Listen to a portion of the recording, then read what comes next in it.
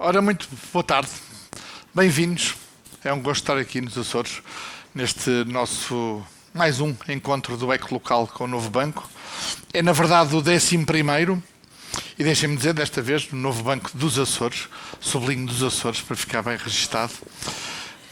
Nós, no ECO Local, no ECO e com o Novo Banco, percorremos o país. Tivemos em várias capitais de distrito. Na verdade, estes encontros têm um objetivo: dar a conhecer empresas, regiões, o seu contexto económico, a afirmação das regiões, obviamente também as suas dificuldades, os seus desafios.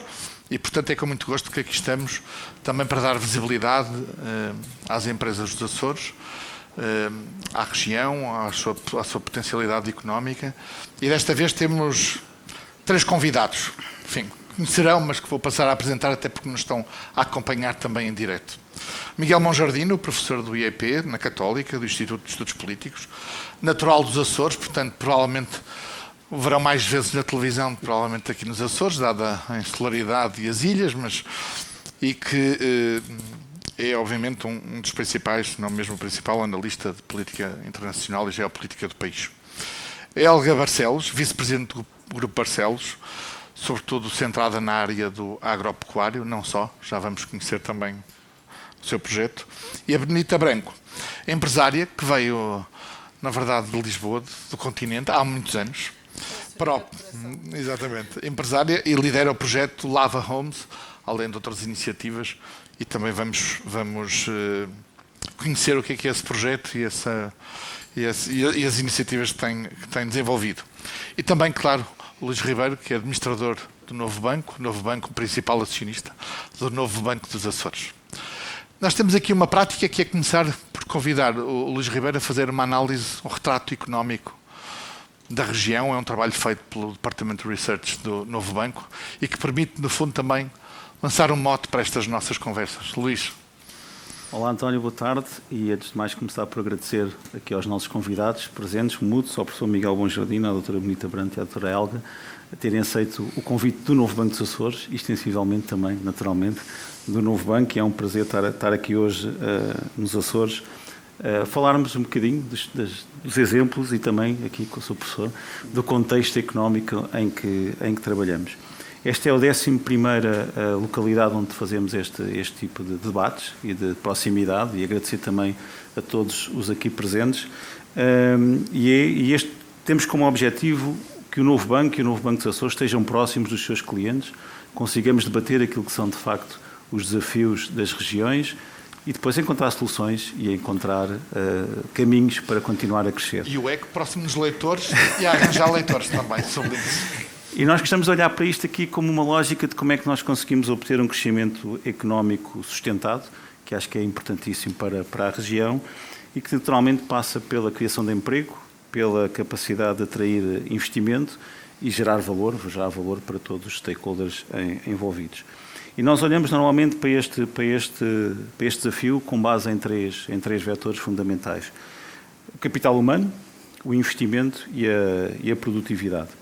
E depois, como é que estes 3 fatores se comparam nas diferentes regiões com aquilo que é a média nacional e quais é que são os desafios que acabam por estar associados a estes fatores.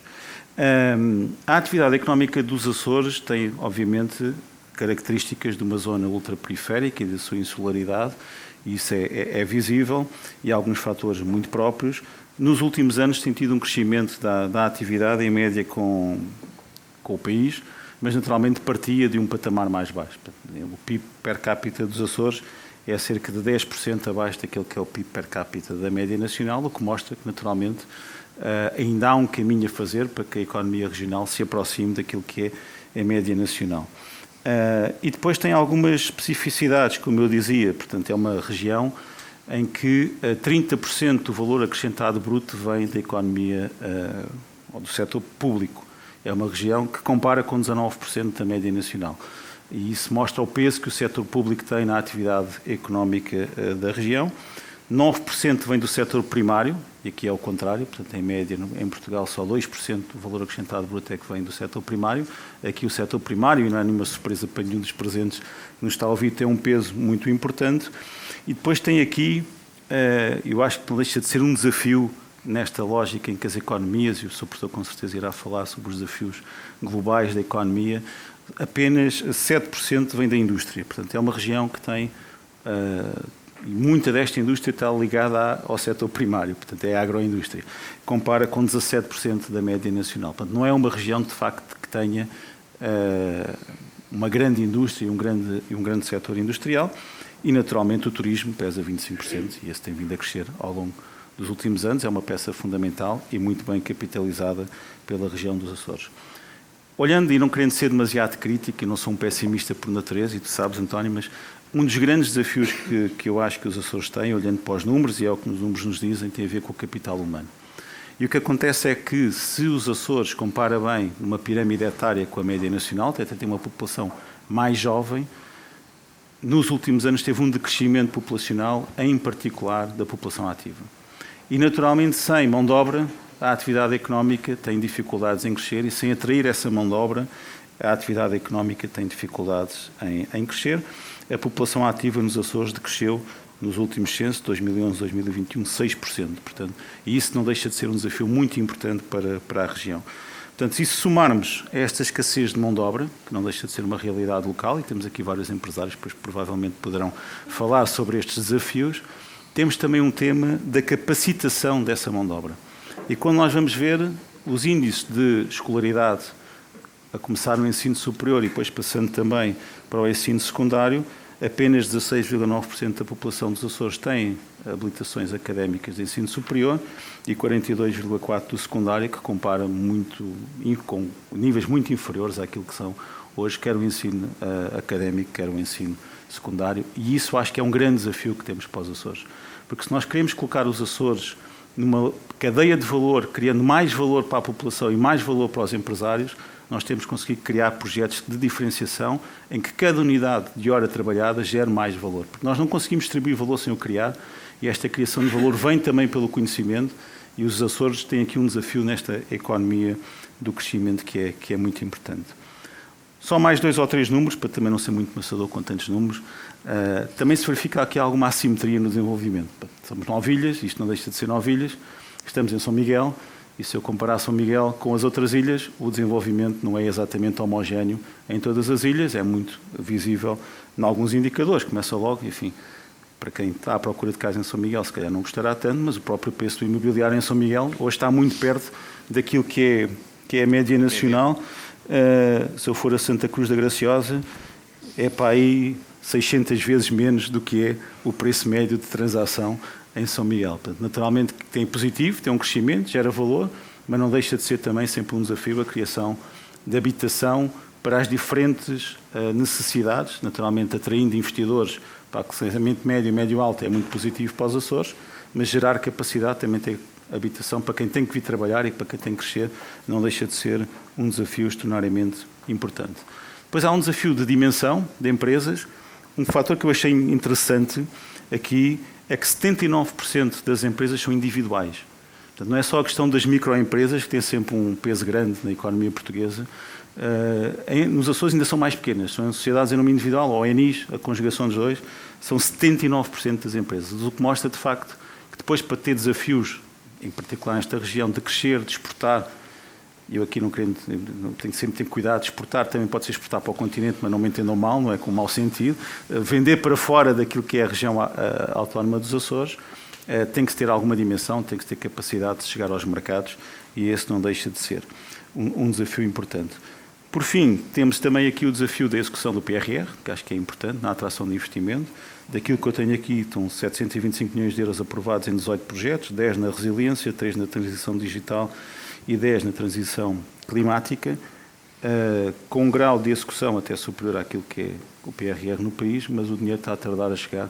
Portanto, e há aqui uma necessidade, naturalmente, de fazer este fluxo de investimento que pode acelerar o investimento. Não nos Açores, mas se nós pensarmos a níveis globais, o PRR representará no total cerca de 8,8% do PIB nacional e o Portugal 2030 poderá representar outros cerca de 8% do PIB nacional. Portanto, há aqui veículos de investimento nos próximos anos que podem representar cerca de 16% e esse, sem dúvida, deve ser um acelerador num princípio de uma sociedade comum de desenvolvimento que eu acho que é muito importante.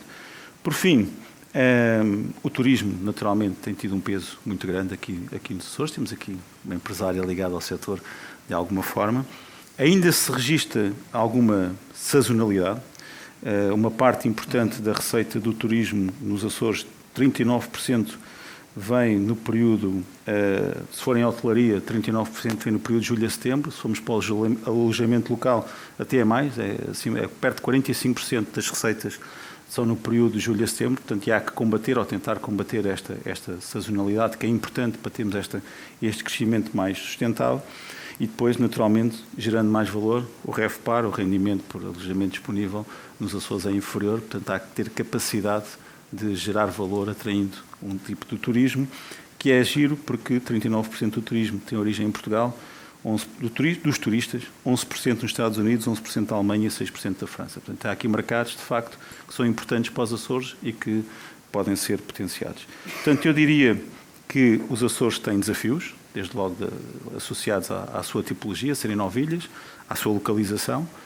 Há quem diga que é ultraperiférica, há quem diga que está no centro, porque está entre os Estados Unidos e a Europa, portanto é sempre uma questão de perspectiva.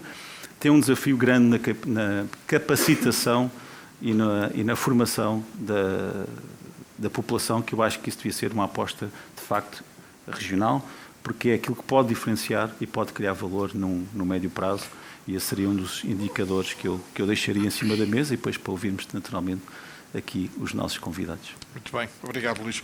Enfim, é interessante, nós temos percorrido o país e alguns dos pontos que são transversais. O tema do talento, dos recursos humanos, é claramente um deles. Luís, estavas a falar sobre a geografia, e eu acho que é a provocação que vou fazer ao Miguel, mas antes de irmos à geografia como ativo, como problema, ou como restrição, sobretudo até porque hoje eu creio que para nós todos, quem acompanha a atualidade mais ou menos de perto, percebe que de facto hoje a geopolítica determina muito o que são as nossas decisões, de empresários, de empresárias, de decisores políticos, enfim, eu acho que o Miguel é a pessoa talvez mais acertada para nos fazer um enquadramento do mundo em que vivemos hoje, para depois percebermos afinal como é que os Açores se podem posicionar e podem beneficiar ou não deste novo mundo, talvez em transformação. Não sabemos muito bem para onde é que ele está a ir. Miguel. Muito obrigado pelo convite para estar aqui. A doutora Marta Guerreiro apanhou-me na altura certa, porque eu estava a meio de um trilho com uma vista linda. Quando ela me convidou para vir aqui, eu obviamente disse logo que sim. Eu vivo o mais longe possível de Lisboa. E a mim, a propósito de geografia, talvez como açoriano, a mim o que sempre me intrigou é o que está para lá do horizonte. Ou seja, eu acho que a nossa dimensão do espaço nos Açores é um bocadinho diferente do continente. E, portanto, a mim, eu nunca me senti isolado nos Açores e sempre me intrigou o que está para lá do horizonte. E, portanto, vivo em Angra do Heroísmo, o mais longe possível de Angra também, e vou a Lisboa regularmente. Não me interessa muito o que se diz em Lisboa. Acho que é melhor, a partir daqui, olharmos um bocadinho para o mundo. E, portanto, a mim o que me interessa, para explicar, para responder à pergunta, são as dinâmicas dos processos de transformação. É isso que me interessa. As dinâmicas do processo de transformação. Isto pode ser a nível político, pode ser a nível económico, pode ser a nível social e, infelizmente, militar. E, portanto, todas as dinâmicas têm um passado, um presente e um futuro. E, portanto, a mim o que me interessa no trabalho que faço são as trajetórias possíveis. Trajetórias possíveis e futuros possíveis. E, no fim de contas, é ótimo estar aqui com o António Costa, porque é a pessoa certa com quem eu tenho conversado ao longo dos últimos anos sobre o problema que nos traz aqui. É como é que nós pensamos sobre o que está a acontecer. Como é que isto se faz? Ou seja, se quiserem, como é que nós construímos modelos de análise para interpretar a realidade, sobretudo em ambientes de dilúvio de informação. E, portanto, nós estamos a ver, quem lê as notícias, quem veja os telejornais, quem olha para as redes sociais, que é uma coisa que eu felizmente faço pouco, nós vemos uma sucessão de acontecimentos que causam imensa perplexidade. E o meu argumento que venho aqui desenvolver hoje é o que nós de facto estamos a assistir não são a pequenas crises localizadas. O que nós estamos a assistir é a um profundo processo de transformação histórica. Eu achei curioso, não sei se há aqui engenheiros e matemáticos, deve haver, que o presidente Biden, no último ano e meio, começou a usar um conceito matemático, que é o conceito de ponto de inflexão. É muito anormal ver um líder político usar um conceito de ponto de inflexão. Eu presumo que alguém lhe tenha explicado bem o que é o conceito de ponto de inflexão e a sua componente matemática, mas eu achei muito interessante um político ao mais alto nível começar a usar um conceito profundamente matemático para interpretar a realidade. E não é por acaso. E eu concordo com a ideia do ponto de inflexão. Portanto, muito rapidamente, o que eu acho que está a acontecer, pois podemos, obviamente, todos discutir isso, é a ordem internacional que nós conhecemos e que é criada ali mais ou menos entre 1947 e o final da década de 50. E depois, pós 1989, 91, ali até a meio da década passada, 2014, todo esse processo e toda a arquitetura institucional, financeira, comercial e energética que nós conhecemos está sob enorme pressão. E este processo vai continuar. Este processo vai continuar. Eu não sei a resposta à pergunta, mas a pergunta que eu levanto é: nós estamos num ambiente de alta entropia ou de baixa entropia? Se ainda houver energia suficiente no sistema, nós conseguiremos reformar o sistema. Se não houver energia suficiente no sistema internacional como nós o conhecemos, então nós estamos num processo de desequilíbrio que caminhará para a desordem. Isso terá enormes implicações para nós. Enormes implicações para nós. Porque nós, como foi dito aqui, estamos no meio da zona mais integrada do mundo do ponto de vista económico, financeiro, militar e político, que é a região euroatlântica. O que nós somos nos Açores depende imenso desta envolvente externa. Se as coisas piorarem muito, no sentido da desordem, eu já lá vou porque eu não sou pessimista, se as coisas piorarem muito no sentido da desordem... Já temos dois não pessimistas, não é mau.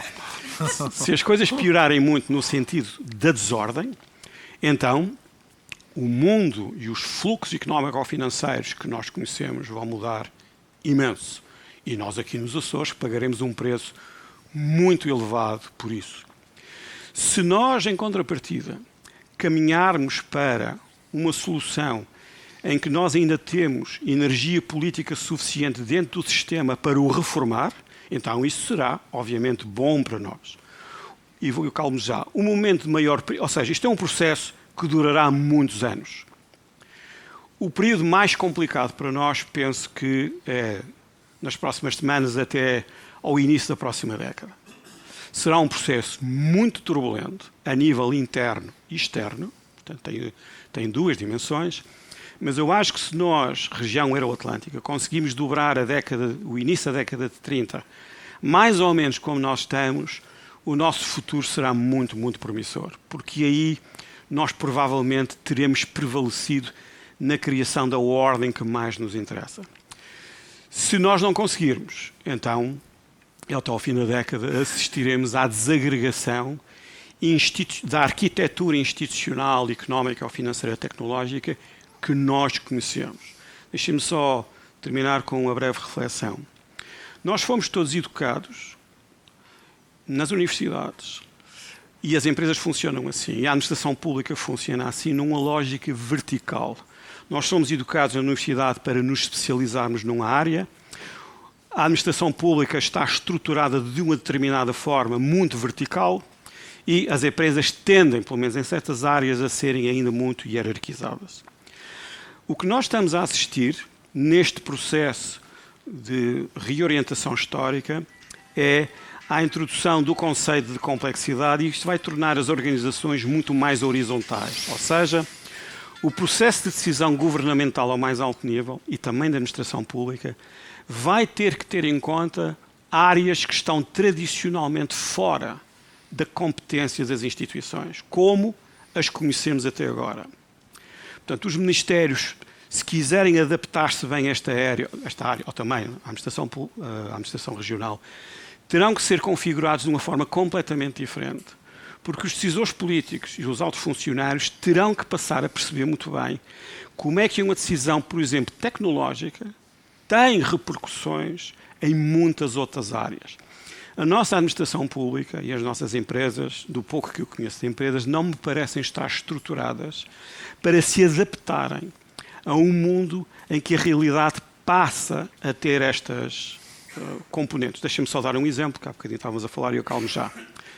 Há 2 semanas, 3 semanas, o presidente Biden decidiu que nenhum software em veículos elétricos chineses entrará nos Estados Unidos. Ele não decidiu que era um veículo elétrico chinês. Não foi pela bateria, foi pelo software.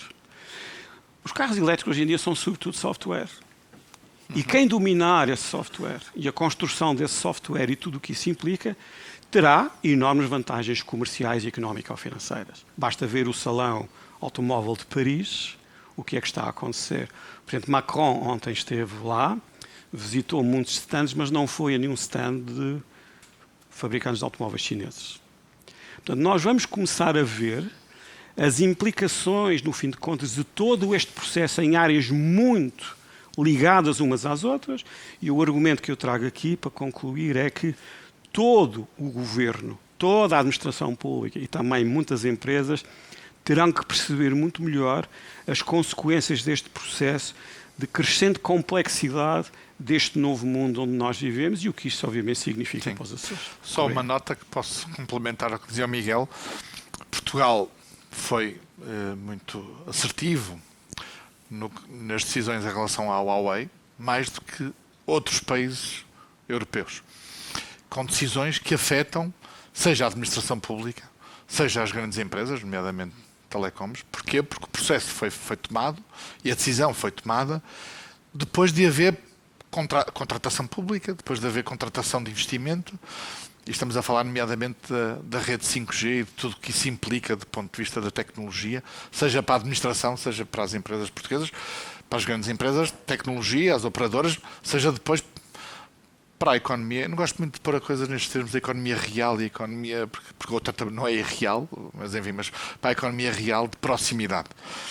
Helga, eu vou apelar, o Miguel falava da energia transformadora ou capacidade, eu vou apelar à energia empresarial, para a Helga nos contar, porque é preciso neste contexto, seguramente, muita energia para fazer a afirmação de um grupo, que partilhasse connosco, no fundo, o que é o Grupo Barcelos. Enfim, alguns não conhecerão, eu já tive o prazer de ouvir a Helga noutra conferência, noutro evento, mas para partilhar o que é hoje o grupo, como é que cresceu, para a partir daí podemos discutir para onde é que vamos, nomeadamente depois deste retrato tão elucidativo do Miguel Monjardino. Eu, de facto, sinto-me um pouco apanhada de falar logo depois aqui do professor Miguel Monjardino, porque eu de repente viajei...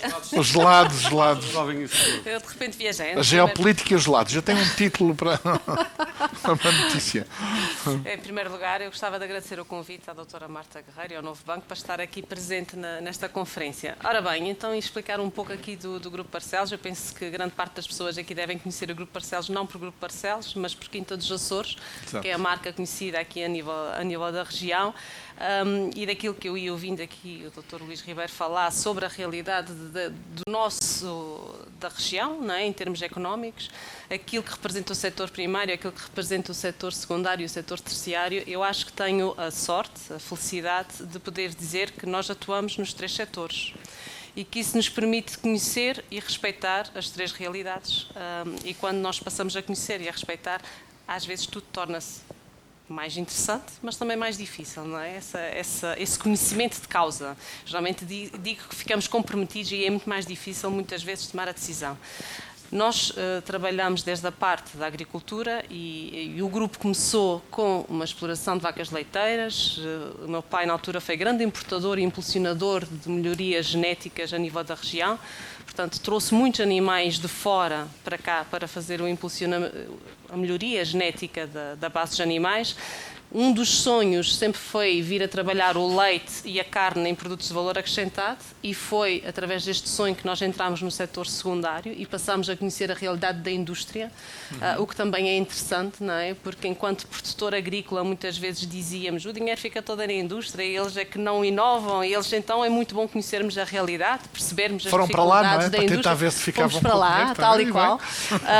E digo que a experiência de estarmos a sentir a realidade é completamente diferente, não é? No mercado das carnes nós começámos em 1997, portanto o ano passado fizemos 25 anos de história empresarial, trabalhamos com as ilhas todas dos Açores, portanto conhecemos a realidade de comprar animais desde o Corvo até Santa Maria, conhecemos a realidade de os transportar, conhecemos a dificuldade das nossas autoestradas açorianas que não funcionam e que é uma luta diária.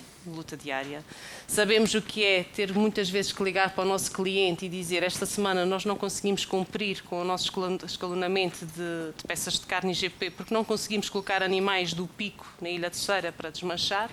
E essas dificuldades todas, de facto, muitas das vezes, nós, empresários, ficamos desmotivados, mas no dia a seguir levantamos e dizemos não, a gente tem que dar a volta a essa situação e temos que trabalhar os Açores com coesão, temos que ajudar os nossos políticos a perceber que, de facto, isto tem que funcionar de outra forma, nós temos que fomentar, temos que criar valor naquilo que é nosso, temos que trabalhar em conjunto. Nós somos uma região muito pequenina, nós não temos escala, temos que nos unir.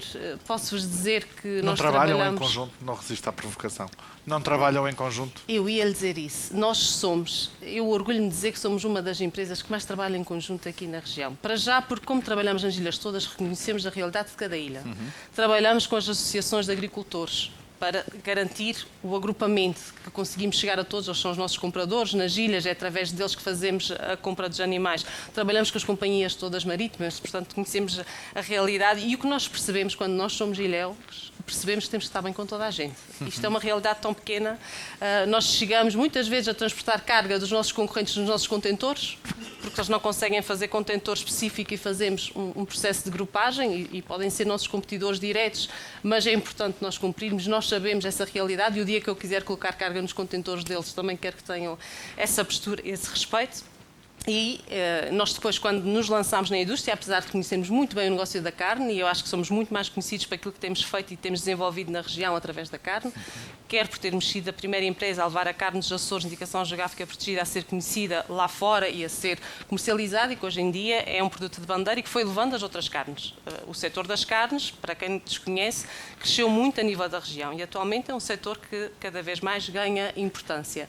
Lançámos nos laticínios numa lógica, numa dimensão mais familiar, só trabalhamos o leite da nossa exploração, mas conseguimos dessa forma valorizar o leite das nossas vacas. Temos os gelados, que é um produto que acho que toda a gente gosta, ganhou o carinho dos açorianos, porque também conseguimos conciliar um produto que de facto precisa de valorização. Hoje em dia as explorações de leite estão um bocadinho desmotivadas e tem que se pagar cada vez mais e melhor a produção de leite, porque é uma atividade de muito trabalho. Enquanto que se eu tiver uma exploração de vacas aleitantes, vou lá 2 vezes por dia, abro as vacas, trato, dou água a elas e está resolvido. Nas vacas de leite tenho que acordar às 4 da manhã para ordenhar, tenho que vir outra vez à tarde, às 4 da tarde, tenho que ir ver se a vaca vai parir durante a noite. E hoje em dia não há muita gente que queira trabalhar quase 24 horas por dia. É duro e para que haja essa vontade, a pessoa tem que ser bem remunerada. Portanto, de facto é um setor que tem que ser olhado, senão um dia mais tarde vai-se acabar a produção primária. E quando se acabar a produção primária é que nós vamos chegar ao tal setor terciário e vamos dizer, epá, que desgraça, não olhamos quando era tempo de olhar e de fazer toda a diferença. Porque não há setor terciário com valor se não existir o primário a funcionar. Pronto, isso é garantido. E eu costumo dizer que a grande mais-valia da nossa região é que, de facto, nós conseguimos ter um turismo diferenciador porque temos boa carne, temos bom leite, temos bom peixe, temos que o saber confeccionar e temos que poder oferecer esse produto ao consumidor final. Portanto, penso que já me prolonguei. Eu falo dos 3 setores, depois não me consigo mas deixou um mote calar. interessante para falar com a Benedita precisamente sobre turismo. Veio para os Açores, Porque para eu o preciso Pico. dos produtos. Exato. E conte-nos o que é hoje estar num setor, talvez não seja excessivo dizer que está na moda, do turismo dos Açores, com tudo o que isso tem de bom, mas também com todos os riscos que isso tem. E, portanto, queria que nos dissesse como é que tem sido esse processo de investimento, de crescimento e de afirmação num setor. Eu trazia já aqui uma nota que é importante, obviamente, tem a ver com isso, com a sazonalidade. Pois. Muito boa tarde a todos e o meu agradecimento também à Marta pelo convite para eu estar aqui. Eu sou a outsider, não é, do grupo, não sou açoriana. Não, outsider sou mesmo eu. Isso sou eu. Não sou açoriana de sangue, mas sou açoriana de coração, e eu acho que os filhos adotivos são tão queridos como os filhos de sangue. Já venho para o Pico desde os 15 anos de idade, porque me apaixonei por um rapaz que o pai era do Pico, portanto passava todos os meus verões no Pico e conhecia. Eu vou falar mais do Pico do que o resto dos Açores, que conheço de visita e adoro as ilhas todas. Não conheço Santa Maria, mas está na carta para ir visitar. E eu estava hoje a dizer ali ao almoço numa conversa, eu tenho uma visão externa do Pico e uma visão interna também muito forte ao mesmo tempo. E há 10 anos que me mudei mesmo para o Pico e vivo lá desde que abri lá os resorts. E portanto eu fui acompanhando todos os verões a evolução do Pico, das estradas não alcatroadas e do não turismo até ao fenómeno que está a ocorrer hoje em dia. Eu viajei por muitos sítios do mundo. O meu pai era comandante da TAP, conheço muitos países, conheço muitos hotéis. Passei por outro percurso, vivi noutro país, vivi vários anos em Inglaterra. Passei pela área da publicidade, depois passei pela área da banca e acabei. Foi uma volta. Eu, mais ou menos 10 em 10 anos mudo disto completamente para me lançar em novos desafios. Os novos desafios. Para alguém se lançar nos novos desafios, primeiro tem que ter muito amor e muita paixão para aquilo que está a fazer e tem que ter um otimismo desmesurado. A gente tem sempre que acreditar que isto vai tudo ficar bem, aparece o lema do Covid, porque todos os dias são barreiras a ultrapassar, são dificuldades a enfrentar, e duas muito fortes nisto é pessoas. Há poucas pessoas. Desistiu-se muito, a minha geração apostou-se muito na formação superior e esquecemos de uma coisa que é fundamental, que é a formação técnico-profissional. E, portanto, hoje em dia temos muita gente com formação de universidade e depois temos muitas pessoas a desenrascar coisas, portanto não há pessoa, tem que se apostar um bocadinho nessa formação, tem que se buscar pessoas fora, porque falta gente nos Açores, pelo menos o Pico teve um êxodo, já foram 21 mil, agora somos 14 e faltam 14 mil, faltam lá aqui são 150 mil, isto aqui é outra realidade completamente diferente. E em sítios muito pequeninos, e quanto mais pequeninos, mais é fundamental a interajuda, mais é fundamental certificar que estamos a dar primazia. Eu sempre dei a empregados a dar emprego localmente, ir buscar os produtos locais todos que se consegue. Inclusive eu tenho também restaurante no meu resort que chama-se, eu tenho vários, mas eu tenho um que é a Slava Homes, que é o mais conhecido, tem um restaurante que é o restaurante Magma e também sou cliente do grupo. E às tantas desisti de vários pratos do Magma. Eu tinha um prato emblemático e muita gente ia lá para o comer, que era o linguine com camarão, mas não há camarão no Pico. Portanto, houve um dia passado 2 anos que disse, mas porquê é que eu tenho camarão na carta que vem não sei onde, do Brasil, atravessa o Atlântico, quando temos aqui produtos tão bons? Portanto, tive imensos clientes zangados comigo, mas o camarão, e atrás do camarão foram mais 2 ou 3 pratos que as coisas não eram dos Açores e não eram do Pico. Portanto, há soluções, não é? Há soluções. Acho que a gente, quando convida alguém para vir cá, é para oferecer e para dar o carinho que temos na casa e os ingredientes que temos na casa, na ilha. Agora, é preciso muito otimismo. Há muita falta de mão de obra, isso é um fato incontornável. Mas como é que tem resolvido esse problema? O problema levou 6 anos a resolver. Eu agora tenho uma equipa estável, tenho nas Lava Homes tenho 24 pessoas, eu no total emprego 40 pessoas. Fora do Estado deve ser a maior das maiores entidades empregadoras do Pico. E é difícil porque muitas das pessoas que vêm, e nesta nova geração, vêm muito com uma cultura de funcionalismo. Gostavam era de ter um emprego no Estado, porque se trabalha poucas horas e pronto, não se faz muito. E, não sei se os presidentes que trabalham no Estado acham o mesmo, eventualmente. Pelo menos, não digo na parte mais nível de gestão, mas no trabalho mais percebi. No trabalho menos técnico, ou mais coisa, é realmente complicado, porque Não querem, e é verdade também, é que, por exemplo, no Pico toda a gente tem outros afazeres. As pessoas saem às 5 e querem mesmo sair às 5 em ponto, os que gostam de trabalhar porque ainda têm animais para cuidar, ou têm, portanto, quase toda a gente faz várias coisas ao mesmo tempo. E torna-se a mão de obra, pronto, é difícil. E normalmente acaba por calhar no patrão e mais os 2 ou 3 ou 4 empregados que temos de confiança, que esses depois têm que dar 16 horas para manter o barco a navegar e manter o tal otimismo que, ok, hoje toda a gente faltou, porque ontem à noite houve as festas, então no verão é uma desgraça, mas depois de manhã os clientes estão lá e nós temos que lá, não podemos dizer aos clientes, olha, não venham, porque ontem foi tudo para a festa, portanto os hóspedes já estão lá. Mas... Deixe-me pedir aqui à Helga também, porque enfim, falamos de pessoas, no seu negócio também é um tema obviamente importante, mas eu li declarações suas sobre o tema dos transportes, e há bocado sublinhava isso. São os 2 principais constrangimentos de crescimento do negócio nos Açores? É assim, atualmente no grupo das empresas nós somos 159 pessoas. Na fase da época alta é de facto muito difícil de arranjar pessoas e chateia-nos quando chega a época baixa, toda a gente se lembra que precisa trabalhar. Porque nós ainda temos muito, e eu acho isso, muita economia paralela na Ilha das Festas, sobretudo na Ilha Terceira. Há tascas em tudo, há touradas, há sanjoaninas, portanto as pessoas vão arranjando os seus pescados e durante o verão é muito difícil de arranjar pessoas. Depois no inverno eles lembram-se, agora tem que arranjar uma coisa estável, mas que será estável até maio. Quando chegar a maio, eu vou se calhar para as tascas e para as sanjoaninas. Isso acontece, nós sentimos, eu concordo em tudo aquilo que a Benedita disse, que trabalhou-se muito e de facto criou-se aquele estereótipo que o meu filho tem que ir para a universidade e não se fez a aposta de vida no ensino profissional. E hoje em dia faltam-nos profissionais com capacidade, não é? E mesmo em termos de escolas profissionais, eu às vezes acho que o nosso governo devia olhar com atenção.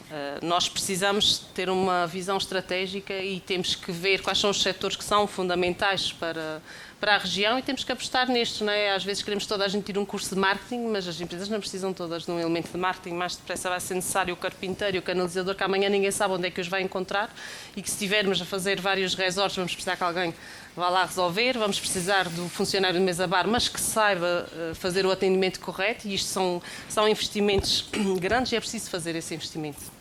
Nós, em termos de recursos humanos, temos feito as nossas próprias formações, por exemplo, aqui há muito pouco tempo. Também cabe isso às empresas, não é? Fazer a sua própria formação. Depende do serviço que queremos prestar, como é óbvio, e nós sentimos isso cada vez mais. Nós abrimos agora há muito pouco tempo um restaurante diferente, não com a imagem que estão habituados da Quinta dos Açores, que foi o Marina Grill. Foi uma equipa totalmente nova, não foi fácil de arranjar. Nós abrimos em abril, portanto, a começar a época alta, e conseguimos arranjar uma equipa de 25 pessoas. Não foi nada fácil. E como é que nós conseguimos? Nós começámos a pagar essas pessoas um mês antes de começar a abrir o restaurante. Pagámos a formação na escola profissional, uma formação específica com aqueles que eram os critérios da empresa, e sentimos que o caminho é por aí. Às vezes, e aqui na região, infelizmente, não se consegue muitas vezes também chegar aos valores de vencimentos que se chega lá fora, então há outras formas de motivar. E as pessoas, quando ingressam numa empresa que vê perspectivas de crescimento, e nós fazemos muito isso, nós fazemos a promoção interna, portanto a pessoa que começa como funcionário de mesa bar e que nós vemos que tem competências, no instante chega a chefe de sala, se abrimos um novo espaço, até podemos lançar o desafio a ele a ficar a gerir um novo espaço. Nós fazemos isso e acho que isso gera entusiasmo por parte das pessoas que embarcam no grupo e tem colmatado um pouco essa dificuldade de reter pessoas e de ir buscar pessoas. Portanto, felizmente, neste momento, o problema dos recursos humanos, que não deixa de não ser um problema, e que eu sinto que o é, nós conseguimos ter uma equipa relativamente estável. Onde tem mais rotação é, de facto, na parte do restaurante, pelos horários que fazem. Na parte da indústria são equipas já com bastante tempo, e na parte da agropecuária também temos conseguido reter. A nossa maior dificuldade, tenho que admitir, que continua a ser os transportes. Aliás, ainda outro dia comentava... faço parte da Câmara de Comércio de Angra e vimos que as jatas desde 1895 já referiam que o maior problema da região era o transporte. E estamos em 2024. É mais antigo que o aeroporto de Lisboa. É meio os transportes dos hóspedes chegarem à ilha, que também é tudo. É o avião que não chega, é as atividades turísticas que depois não conseguem cumprir, as pessoas não chegaram a horas, é os produtos que não chegam, isso é um problema. Miguel, refletíamos há pouco sobre o mundo e sobre o contexto dos Açores. Esta é a realidade empresarial que vivemos, não é só esta, mas é esta. Como é que os Açores se podem posicionar, ou sequer se têm condições para se posicionar numa dinâmica em que nós vivemos hoje, que pode caminhar para um lado ou para o outro? Eu estava a ouvir esta conversa e estava a pensar na sorte que tenho, porque eu sempre fiz o que quis e não trabalho com ninguém. Estou sentado em minha casa, com montanhas à minha volta, saio todos os dias de manhã para dar uma grande volta a pé, mando vir os meus livros, enfim, viajo um bocado, mas sobretudo para conversar com pessoas, mas não tenho um trabalho, não tenho um gabinete, quer dizer, não trabalho em nenhum sítio que seja de outra pessoa. E, portanto, estou muito contente, especialmente depois de ouvir isto, estou muito contente. Eu diria o seguinte, a chave do processo de adaptação à mudança é sempre a mesma.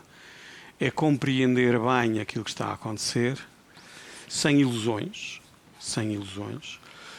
e ter informação muito boa. Ou melhor, ter a melhor informação disponível no momento. Acho que isso é a chave. Eu acentuaria a questão das ilusões, porque eu acho que nós, nos Açores, temos a mania que somos assim um gigante geopolítico mundial que dita as regras às grandes potências. Todas as regiões têm os países têm as suas patologias e essa é uma das nossas. É nós pensarmos, como estamos numa empresa, eu posso dizer que somos market makers. Não, nós infelizmente somos market takers. Mas há uma diferença significativa entre ser um market taker ignorante e ser um market taker que, com a devida antecedência, percebe a trajetória mais provável dos acontecimentos e se prepara. Porquê é que isso é difícil em Portugal? Porque nós não gostamos de pensar futuros possíveis para o país. Pois não. Aliás, basta ler as notícias do país. Estamos há 1 ou 2 semanas a discutir, não sei, uma linha ou 2 linhas do orçamento. É a grande preocupação política nacional, é, em termos, enfim, de Europa, uma ninharia. E, portanto, é uma forma, o país tem, como é que eu ia dizer? Eu tenho filhos mais ou menos, um é mais novo. Somos o país Instagram, só nos interessa o momento.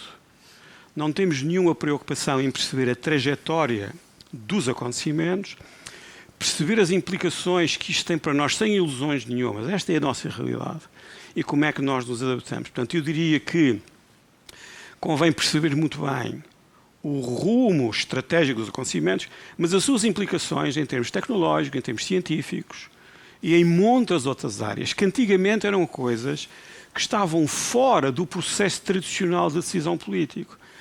Até há 5, 10 anos, nenhum primeiro-ministro, e tirando o Ministro da Ciência e da Educação, e posso aplicar aqui nos Açores, se preocupava com a dimensão científica ou tecnológica de certo tipo de decisões políticas. Não, essa era uma questão meramente técnica. Sim. Que chegava ao topo do processo de decisão política e o decisor político, pronto, é isto que se faz. A história da Huawei é muito interessante, porque é claramente um país, nós, portugueses, que quisermos, no fim de contas, negociar espaço entre os Estados Unidos e a China num determinado contexto, mas não percebemos as implicações políticas da adoção de uma tecnologia. Não percebemos. Isto foi 2018. Hoje em dia já percebemos. Hoje em dia toda a gente percebe que decisões de adoção de certo tipo de tecnologias têm enormes implicações políticas e financeiras. Deixa-me dar-vos um exemplo. Estávamos aqui há bocadinho a falar, antes de irmos para aqui. Os Estados Unidos, a Finlândia e o Canadá chegaram à conclusão que não têm quebra-gelos suficientes. E, portanto, criaram há cerca de um mês e meio, um novo consórcio industrial e financeiro para construir novos quebra-gelos. Se há 10 anos nós fôssemos a Washington ou a Helsínquia dizer que esta era a solução, toda a gente se desataria às gargalhadas. Então eu vou construir um quebra-gelo com aqueles tipos e quem é o sindicato financeiro que vai avançar com isto tudo? Isso é o que nós estamos a ver hoje em dia. Portanto, vai ter que haver, se nós quisermos que a ordem internacional que mais nos interessa sobreviva, vão ter que ser negociadas novas formas de colaboração, chamem-lhe o que quiserem, em áreas muito diferentes. E o nosso papel aqui dos Açores é perceber com a devida antecedência, o rumo desses acontecimentos. Porque se nós não percebermos com a devida antecedência, já não vamos chegar a tempo. Sim, chega-se tarde, claro. Chega-se tarde. E, portanto, temos que fazer um trabalho de prospecção e de análise do que está a acontecer muito melhor do que temos feito até agora. E isto, do meu ponto de vista, implica uma reorganização profunda na administração pública, quer a nível nacional, quer provavelmente a nível regional, no sentido de compreender o que é que está a acontecer e a trajetória mais provável dos acontecimentos para o futuro em várias áreas. Penso que é por aí.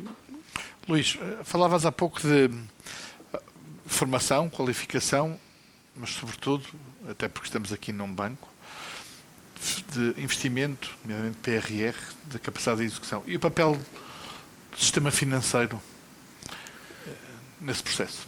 Eu acho que nós vimos aqui, e temos estado a falar de um conjunto de desafios que não são específicos dos Açores, são desafios transversais, do conhecimento, do antecipar aquilo que será uma tendência, e nós vivemos também aqui um momento, eu diria, muito importante, para o país, quer para as empresas.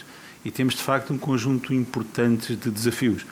Aliás, se nós quisermos, se tiverem a paciência de ler as 800 páginas do relatório do Sr. Draghi, eu acho que ele posiciona pela primeira vez o termo da competitividade da Europa, e neste caso depois das empresas e dos países, num contexto económico global.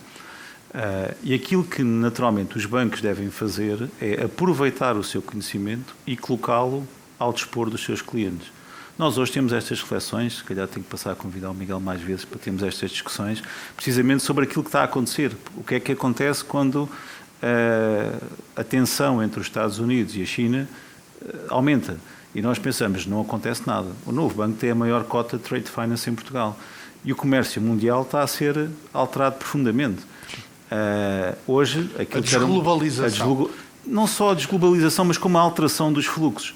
Sim. Aquilo que era visto como uma rota que não fazia muito sentido de hoje os grandes cargueiros passarem pelo Atlântico, hoje, se calhar, Portugal tem uma posição fenomenal para fazer um conjunto de negócios com base numa nova rota que ganha uma preponderância face àquele que é o ambiente geopolítico mais instável no Médio Oriente. Portanto, e nós temos que perceber como é que isso naturalmente impacta aquilo que é a atividade e aquilo que pode ser os fatores de competitividade da economia. Mas não é só as questões geopolíticas, temos uma questão que a Europa também tem sido o líder e o motor de uma economia mais sustentável, mas temos todos de perceber que a economia sustentável tem um preço, portanto, e tem um custo, e quem é que o está disponível para pagar?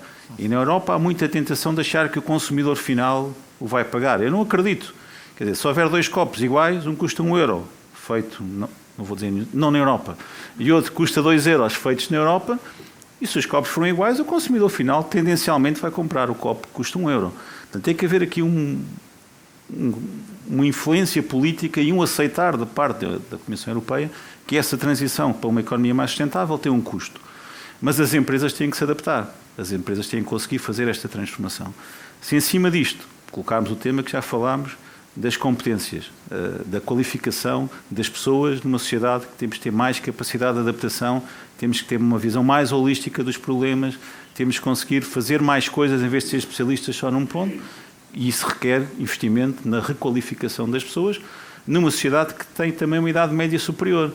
E nós não podemos pensar que uma sociedade que tem hoje uma esperança média de vida superior a 80 anos pode-se dar ao luxo de reformar pessoas aos 50. Portanto, nós temos é que requalificar a população e adaptá-la para aquilo que são os novos desafios. Por fim, temos um desafio enorme de tecnologia.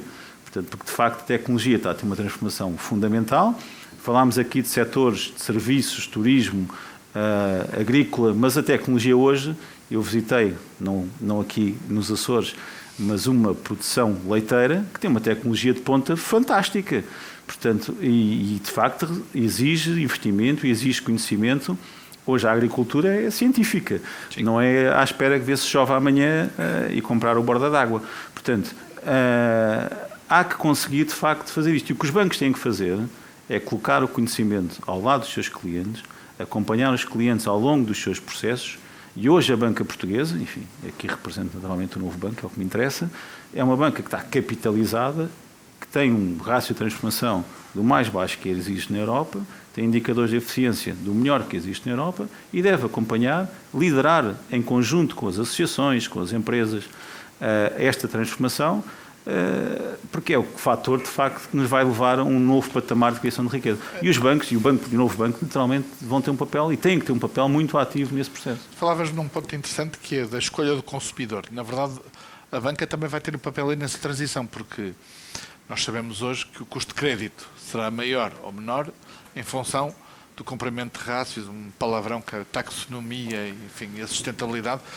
No fundo, são as instituições, neste caso o BCE, mas as instituições políticas, a criarem os incentivos para essa transição. E isso é até interessante, até porque estamos aqui nos Açores, onde eu creio que há essa preocupação da sustentabilidade. Não é? É um termo que... Sim, a resposta é sim, mas temos que ter a atenção de que este também vem no relatório do Sr. Draghi, que é, eu tenho que ter cuidado, também está aqui um representante do regulador, mas que é o excesso de regulação. Eu não estou a falar agora do setor bancário em particular. E que esse excesso de regulação pode transformar... Europeu, face ao americano. Europeu, por exemplo, face ao americano, pode ser uma desvantagem competitiva nas nossas empresas. Porque se os bancos ou qualquer empresa tiver um aumento dos seus custos de produção, naturalmente esse aumento dos seus custos de produção tem que se refletir no custo ao consumidor final. Portanto, e temos de ter alguma atenção também a um equilíbrio que tem que ser feito e usar naturalmente essa... Estamos todos de acordo, temos de ter uma economia mais sustentável, uma economia mais circular, no sentido do reaproveitamento daquilo que são os recursos naturais. Mas, por exemplo, os Açores, e estava aqui a falar também com o representante de eletricidade dos Açores, pode e tem um caminho a fazer, por exemplo, na produção de energia com energias renováveis. Tem cerca de 40% na produção média este ano de energias renováveis. Há um caminho que pode e deve ser feito aproveitando aquilo que é a localização dos Açores. Há muitas formas de o fazer. Agora, temos de ter sempre atenção ao equilíbrio, que se nós aumentarmos o custo, seja ele o custo energético, seja ele o custo de regulação, esse custo vai ter que ser refletido na sociedade e, no final do dia, no consumidor final. Naturalmente que o acesso ao crédito daqui a uma dúzia de anos e vai ter que ser, eu quase nem diria que é uma questão de custo, é uma questão de ter ou não ter. E até lá iremos fazer um caminho de transformação e um caminho em conjunto e cabe-nos a nós, naturalmente, enquanto organizações mais significativas, também participar nesse processo e há um trabalho que está a ser feito em Portugal e que vai ser feito de conseguirmos ter relatórios de sustentabilidade, ajudar as empresas a conhecer também a sua pegada ecológica e depois fazer essa transição. Relatórios que sejam comparáveis e que sejam passíveis de ser... Eu diria que se tudo correr como nós esperamos a correr, vamos ter uma solução sistémica que vai ajudar a que as empresas depois também consigam não ter aqui um fator de menor competitividade, mas ajudá-las nesse caminho e não vai ser diferenciador entre os bancos, até vai ser provavelmente uma solução em que todos os bancos poderão participar no sentido de desenvolver de uma forma mais harmoniosa aquilo que é um desafio já por si. Só duas coisas estava aqui a ouvir muito rápidas. A primeira é a reação dos países europeus mais influentes em Bruxelas, falar da Alemanha, por exemplo, em relação ao relatório de Draghi foi profundamente hostil. Foi. Logo no dia nem seguinte. Nem pensar. E isso diz-nos bem a enorme dificuldade que a Alemanha está a ter, porque a Alemanha, no fim de contas, politicamente, adotou um modelo de proteção às suas indústrias tradicionais. E está a ter imensa dificuldade em competir com a Ásia e também está a ter imensa dificuldade em competir em certas áreas com os Estados Unidos. Nos Estados Unidos, porque o preço de energia é escandalosamente mais baixo do que o nosso. Apesar de tudo o que se diz em Washington, se nós formos a certos estados norte-americanos, por exemplo, o Texas, que é o estado mais associado ao petróleo e ao gás, hoje em dia é o estado nos Estados Unidos onde mais energias renováveis foram desenvolvidas e aplicadas à rede elétrica do estado, com enormes vantagens competitivas para todo o complexo petroquímico e depois para os inúmeros investimentos que o Texas, no fim de contas, tem atraído. Portanto, nós, no fim de contas, parte da dificuldade que estamos a ter na Europa, e depois isso também se repercute em Portugal, é como é que nós fazemos a transição para novos setores da economia que premeiem sobretudo a inovação? Como é que se consegue criar um ecossistema, ou novos ecossistemas, neste novo ambiente tecnológico e de atração de talento e capital, investimento direto estrangeiro, em áreas novas do conhecimento, áreas novas em termos científicos e tecnológicos? Só para acabar.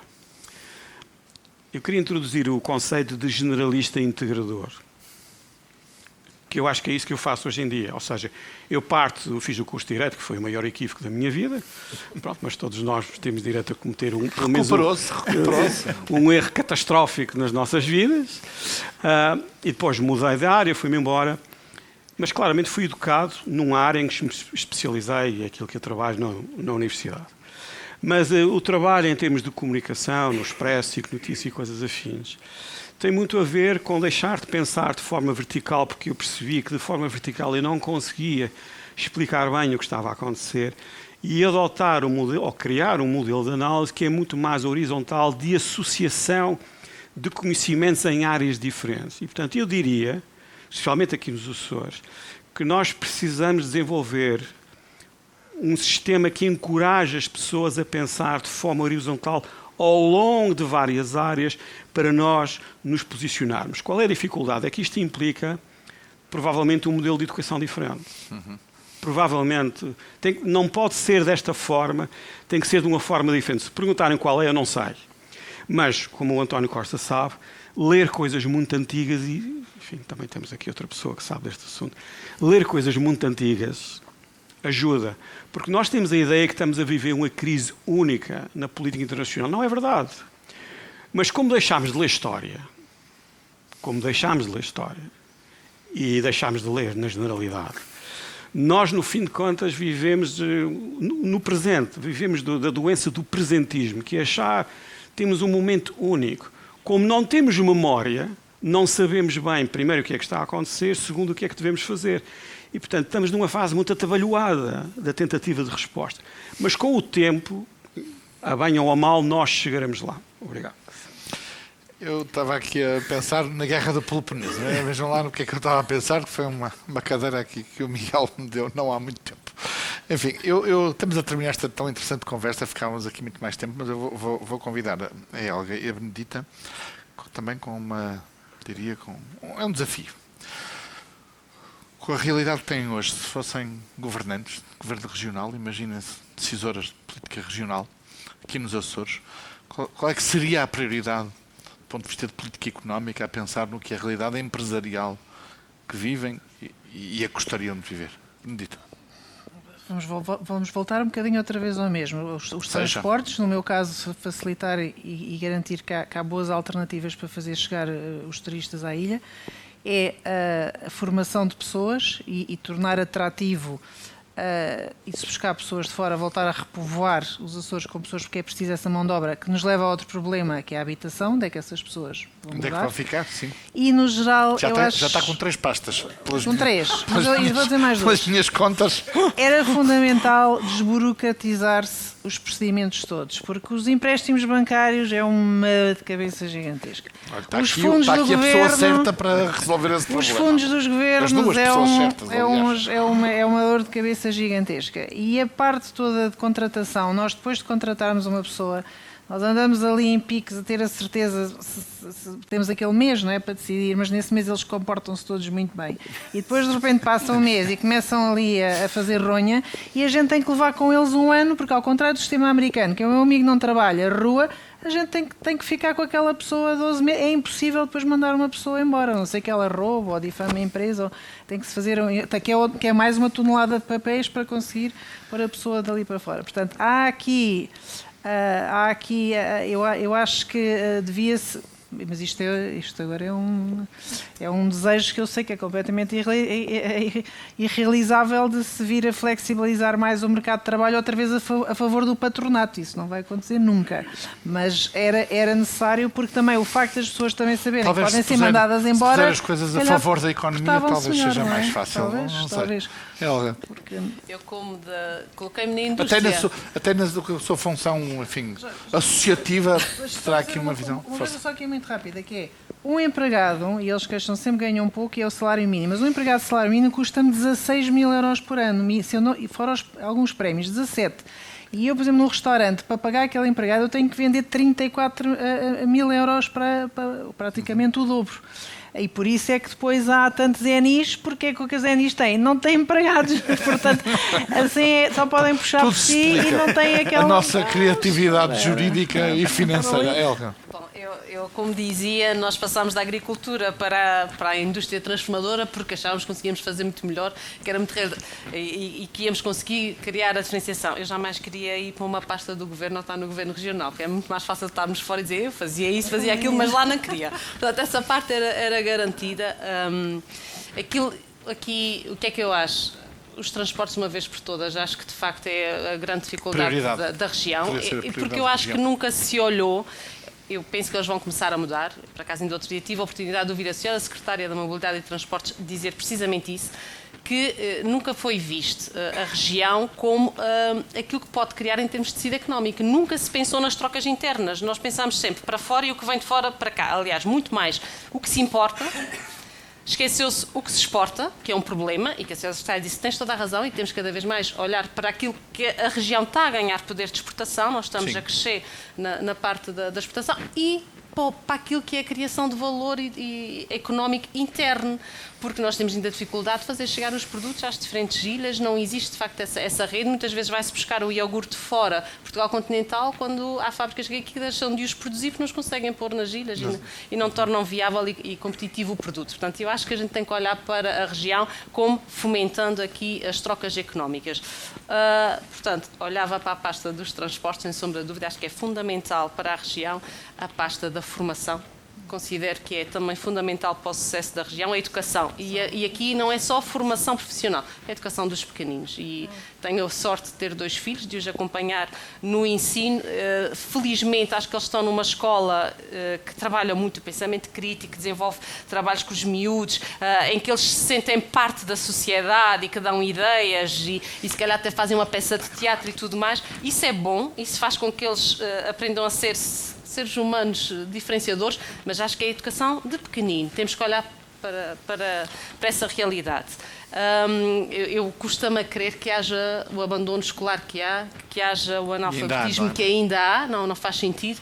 Acho que a profissão de professor é uma profissão de vocação e que deviam ser feitos testes vocacionais. Nós não podemos ir para professor só porque queremos, nós temos que saber transmitir às pessoas, apaixoná-los. Às vezes o meu filho, quando ele está a dar explicações de ciência, ele diz: "Oh mãe, tu se fosses minha professora, passava aquilo tudo", mas é importante nós termos paixão para aquilo que passamos e às vezes sinto que a classe dos professores durante muito tempo foi maltratada e sentiu-se desmotivada e isto viu-se nos miúdos que foram crescendo ao longo da nossa formação e espero que isto acabe, que se perceba que de facto tem que haver um investimento importante.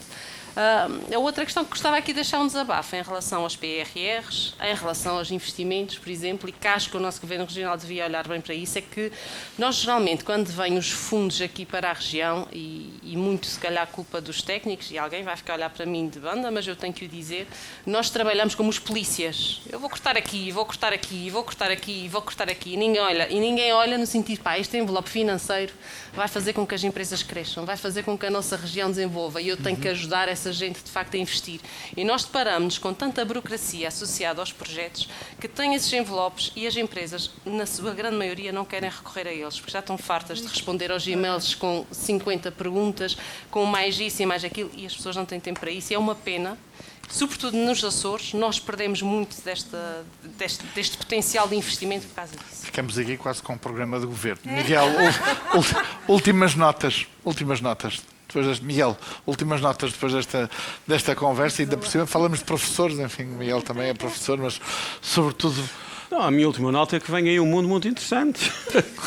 Um mundo muito interessante, e eu acho que o nosso papel, para me repetir, é perceber bem o que está a acontecer e prepararmos-nos para o que inevitavelmente aí vem. Nós não temos capacidade nenhuma nos Açores de escaparmos, no fim de contas, a este processo. Portanto, participaremos nele. Minha esperança é que nos preparemos o melhor possível para o que aí vem. Mesmo para terminar, eu ia dizer agora só mesmo 30 segundos, que é uma expressão que o Miguel está habituado a ouvir da televisão, só temos mesmo 30 segundos. Mas os americanos desistiram dos Açores? Não. Os americanos não desistiram dos Açores. Mas a questão mais importante não é o que os americanos querem fazer nos Açores. A questão mais importante é o que é que nós, portugueses, queremos fazer nos Açores. E, no fim de contas, os Estados Unidos foram utilizados por nós, portugueses, para nós nos demitirmos da responsabilidade de pensarmos o que queremos para o nosso território nacional. E agora o que vem aí é que a relação com os Estados Unidos vai depender muito daquilo que nós formos capazes de fazer nesta vastíssima área atlântica que nos leva até aos Estados Unidos e ao Canadá. Portanto, isto terá toda a interface atmosfera-oceanos, é algo que nós devemos, obviamente, apostar no desenvolvimento científico.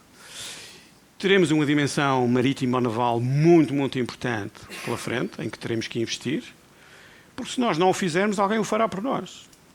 E, portanto, nós, eu diria até há alguns anos, o que nós fizemos foi usar a União Europeia e a NATO para não pensarmos nestas coisas que nós estamos aqui a falar.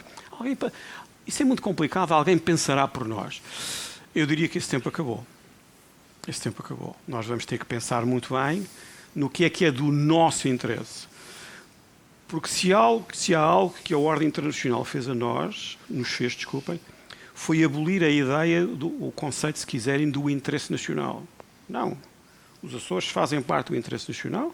Há partes que o continente, obviamente, fará, o Governo da República, mas há muita coisa que nós aqui nos Açores podemos e devemos fazer. Cá está, para dar a nossa contribuição para a geração de ordem no sistema. Nós não sermos apenas a pessoa que recebe. Nós também temos um papel a desempenhar na geração da ordem a um determinado nível. Não vai alterar a trajetória do sistema, mas ajudará o sistema a sobreviver. Eu penso que nós, talvez por não pensarmos muito em termos de ordem internacional, enfim, não temos feito muito isso. Temos feito alguma coisa, por exemplo, há 10 anos ninguém, em qualquer governo jornal, independentemente de partidos, falava em ciência e tecnologia. Hoje em dia fala-se, percebe-se que este conceito é importante. E precisamos de muito mais nessas áreas, até porque, em termos europeus e em outros países, o que vem aí em termos de investimento disponível em certas áreas do conhecimento científico mais avançadas vai ser muito importante. E seria lamentável nós ficarmos de fora, com a posição geográfica que temos, desses novos fluxos de investimento e de conhecimento nessas áreas. O meu argumento para acabar é: nós não podemos correr o risco de ficar de fora dessas novas áreas de conhecimento em termos internacionais, porque se o fizermos, o nosso futuro aqui será triste. Mesmo Esperemos triste. que não. Luís, para terminar. Não, eu acho que saio daqui, eu comecei por dizer que era um otimista e acho que temos que continuar otimistas, em particular nos Açores. A localização nós não mudamos, temos que a potenciar. E acho que os Açores têm feito uma trajetória muito significativa nos últimos anos, e quem eu acompanho aqui a região há 10 anos mais diretamente, com responsabilidades no novo ano dos Açores, e vê-se a diferença nestes 10 anos. Portanto, e acho que é esse caminho que tem que se fazer, acelerando naturalmente por uma economia de conhecimento, como dizia o Sr. Miguel, que é fundamental, e potenciando aquilo que de facto se diferencia e que aquilo que é diferenciador nos Açores. Esta localização é ímpar, a orografia, a qualidade ambiental, a qualidade dos produtos dos Açores deve ser potenciada, elevada e crescente. Acho que é importante o associativismo para crescer. Não é mal termos 79% de TNIs, se depois conseguirem associar para poder aceder a mercados globais mais importantes. Naturalmente há um desafio de capacitação da população que é fundamental. Atrair, reter e desenvolver talento deve naturalmente ser uma prioridade, e acabando dizendo que para isso contem com o novo Banco dos Açores, porque nós estamos cá para apoiar as empresas. E contem com a informação do EC para estarem mais informados, obviamente, enfim, não com a colaboração diária ou regular do Miguel, mas isto pode ser esporádica e de vez em quando também conversando connosco. Enfim, este foi o 11º encontro. Acho que vai ser útil voltarmos aqui um dia destes para avaliarmos o que é que se fez neste período. Obrigado a todos pela vossa atenção.